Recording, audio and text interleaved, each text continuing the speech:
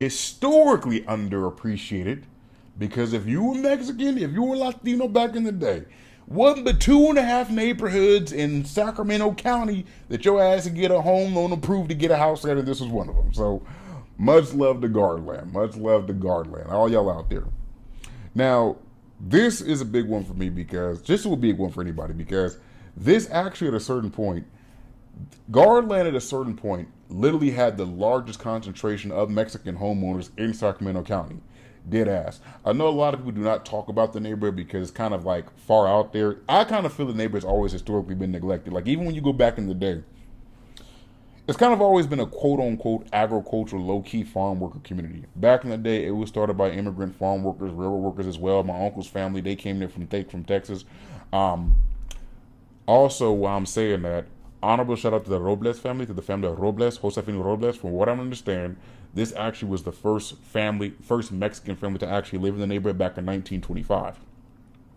When that neighborhood was established, even till now, it's always been a working class neighborhood and it's always dealt with certain struggles. Why? Case in point, the sewage system and sidewalk shit.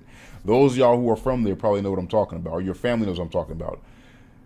Because it was a quote unquote unincorporated community, and also at the time, the excuse that they use is when the neighborhood was, when the neighborhood was formed from North Sacramento, this was back in the day when North Sacramento was not a part of Sacramento, you gotta remember that, the Great Depression hit.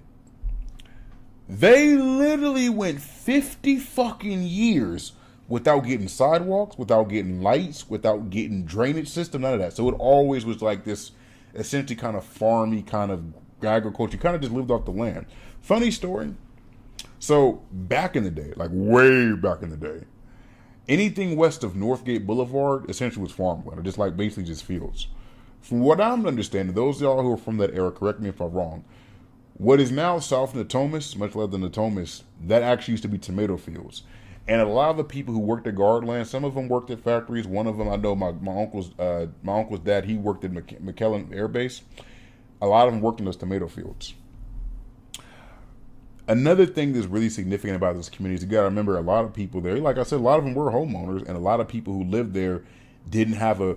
My uncle's dad, Manuel Laforme, que descansa en paz, I'm gonna stop speaking in Spanish like that because he didn't even speak Spanish like that. But like, he said on Gardenland City Council for a long time. And he, in this interview he did with the Sacramento Bee newspaper, he was talking about that, like how when he moved from Texas, he came there working as an engineer, had a good ass job in McKellen at the Air Force Base, and he said, I literally saw people, my white counterparts who work at the base with me, who were making less money than me, get approved